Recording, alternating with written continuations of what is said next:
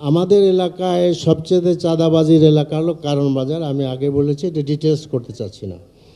আগে আপনার এখানে হোম মিনিস্টার নিজে জড়িত ছিলেন, তিনি আমার মহল্লার লোক, আমি সব সেটা জানি।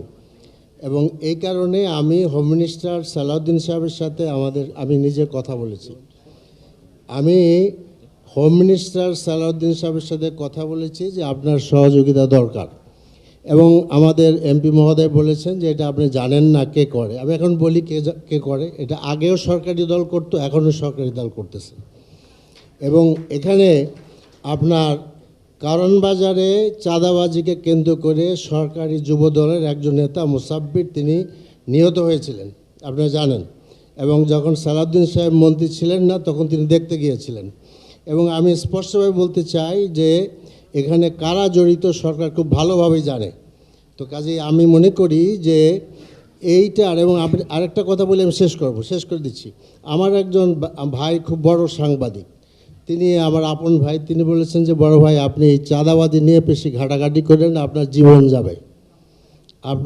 যাবে আর কি। কাজে this is not a very major thing. এবং একজন মন্ত্রীবৃন্দ বক্তব্য রেখেছেন, অঙ্গ সংগঠনের কেন্দ্রীয় প্রেসিডেন্ট সেক্রেটারি বক্তব্য রেখেছেন। প্রত্যেকের বক্তব্যের মধ্যে থেকে আমরা সর্বসম্মতিক্রমে যে সিদ্ধান্ত গ্রহণ করেছি সেটি আপনাদের কাছে আমি তুলে ধরব। আপনারা জানেন, এই ক্ষণজন্মা যুগপুরুষ দেশের এক ক্রান্তিকালে এদেশে রাজনীতি এবং রাষ্ট্র ক্ষমতার পাদপ্রদীপের আলোয় উদ্ভাসিত হয়েছিলেন। তার পূর্বে গণতন্ত্র হত্যা হয়েছিল, এক চরম নৈরাজ্যকর পরিস্থিতি তৈরি হয়েছিল, দেশ দুর্ভিক্ষের করাল গ্রাসে নিপতিত হয়েছিল, সমাজে চলছিল ভয়ঙ্কর রকমের রক্তপাত, সহিংসতা, খুনাখুনি। স্বাধীনতা উত্তর সেই ক্রান্তিকাল অতিক্রমণের এক পর্যায়ে জনগণ এবং সিপাহীরা যৌথভাবে দেশে এক শান্তিময় পরিবেশ তৈরির প্রত্যয় নিয়ে শহীদ রাষ্ট্রপতি জিয়াউর রহমানকে নেতা হিসাবে তারা গ্রহণ করেন এবং জিয়াউর রহমান রাষ্ট্র ক্ষমতায় আসেন। তার যে সাফল্য আজও ইতিহাসের পাতায় একটি উজ্জ্বল অধ্যায় হিসাবে লিখিত আছে। এদেশের দলমত নির্বিশেষে তার আমলের স্বস্তি, শান্তি, আইনের শাসন ফিরিয়ে নিয়ে আসার যে তিনি দৃষ্টান্ত দেখিয়েছেন, এটি বিরল।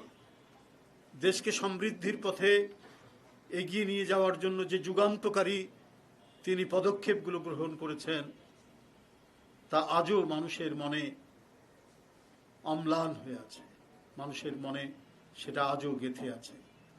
তিনি উৎপাদন বৃদ্ধি থেকে শুরু করে মানুষের কর্মসংস্থান, বিদেশে কর্মসংস্থানের জন্য মানুষ প্রেরণ এবং নানাবিধ কর্মপন্থা তিনি গ্রহণ করেছিলেন।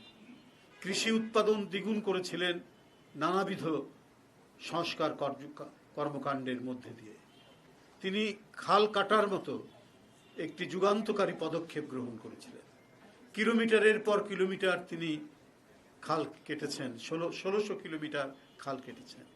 কারণ আপনারা জানেন যে অভিন্ন নদীর পানির বন্ধ করে দেওয়ার একটা প্রক্রিয়া চলছিল, এবং সবচাইতে বড় নদী পদ্মা নদীর অদূরে, মাত্র পদ্মার যে আমাদের বাংলাদেশের যে সীমানা, তার থেকে 17-18 কিলোমিটার দূরে ফারাক্কা বাঁধ দিয়ে আমাদের প্রমত্তা পদ্মা, আমাদের কীর্তিনাশা পদ্মা, সেটাকে একেবারেই শুকনো বালির একটি ক্ষেত্র হিসেবে পরিণত করা হয়। জিয়াউর রহমান শুধু দেশীয়